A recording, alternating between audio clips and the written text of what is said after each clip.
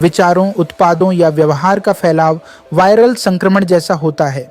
शुरू में कुछ लोग ही प्रभावित होते हैं, पर फिर अचानक यह फैलकर महामारी बन जाता है।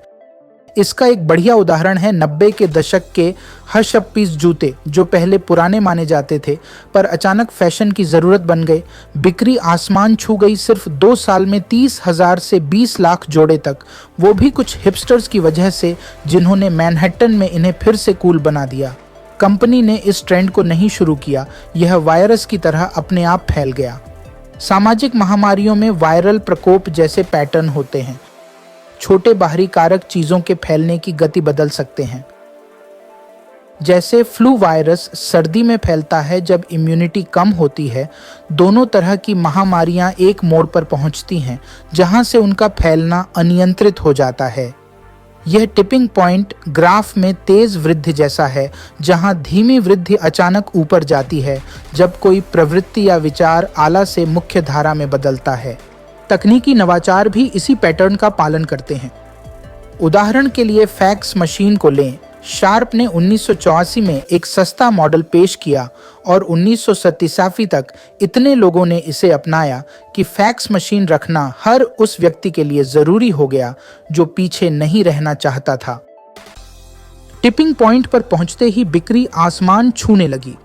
कई सामाजिक महामारियों के केंद्र में एक छोटा समूह होता है जो अधिकांश प्रसार के लिए जिम्मेदार होता है, जैसे 80-20 का नियम। कुछ वायरल महामारियों में यह और भी चरम होता है, जहां कुछ प्रमुख व्यक्ति ही संक्रमण फैलाने में बड़ी भूमिका निभाते हैं। यही बात सामाजिक प्रवृत्तियों पर भी लागू होती है। कुछ लोग अक्सर विशिष्ट सामाजिक संपर्कों या आकर्षक व्यक्तित्व वाले इन आंदोलनों को चलाते हैं। विचारों को फैलाने में कुछ लोग बेहद अहम होते हैं। कनेक्टर्स वे लोग हैं जिनका विशाल सामाजिक नेटवर्क होता है, जो विभिन्न समूहों को जोड़ते हैं। वे समुदायों और विचारों को जोड़ते हैं ताकि प्रवृत्ति अलग थलग न रहे। शोध बताता है कि हम सब कुछ डिग्री से जुड़े हैं, पर कनेक्टर्स ही इन अंतरों को पाटते हैं। फिर विक्रेता की बारी आती है। स्वाभाविक अनुयायी जो विचारों को आसानी से बेच सकते हैं। सिर्फ क्या कहते हैं नहीं, कैसे कहते हैं भी मायने रखता है। अपनी ऊर्जा और उत्साह से वे दूसरों को प्रभावित कर उन्हें शामिल कर लेते हैं। मावेन्स भी एक महत्वपूर्ण भूमिका निभाते हैं। वे जानकारी इकट्ठा करने वाले हैं जो नए ट्रेंड्स से अपडेट रहते हैं। उनकी ताकत ज्ञान और लोगों के विश्वास से आती है। जब मावेन्स कुछ सुझाते हैं तो उनका नेटवर्क सुनता और अमल करता है। हालांकि कनेक्टर, सेल्समैन या मावेन कितने भी प्रभावशाली क्यों न हो, कोई विचार तभी फैलता है जब वो चिपकता है।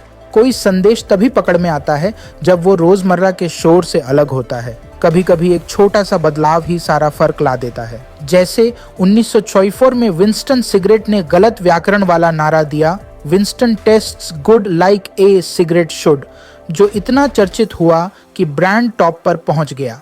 इसी तरह जब सेसमी स्ट्रीट ने एम्पेट्स को असली कलाकारों के साथ मिलाया क्योंकि बच्चों को पुराना फॉर्मेट बोरिंग लगा, तो ये एक सांस्कृतिक घटना बन गई।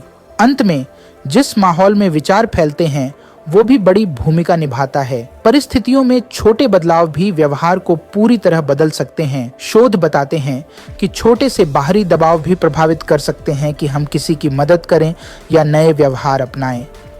1990 के दशक में न्यूयॉर्क ने छोटे अपराधों पर ध्यान देकर अपराध को काफी कम किया, यह दिखाते हुए कि अव्यवस्था बर्दाश्त नहीं की जाएगी।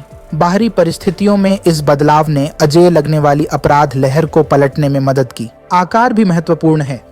150 का नियम कहता है कि 150 से कम लोगों के समूहों में विचार स्वाभाविक रूप से और तेजी से फैलते हैं। जब समूह बड़ा होता है तो गतिशीलता बदल जाती है और वैसा ही संक्रामक माहौल बनाना मुश्किल हो जाता है। तो अगर आप विचार फैलाना चाहते हैं तो शुरुआत में छोटे समूह से करें। इस वीडियो को देखने के लिए आपका बहुत बहुत धन्यवाद अंत तक।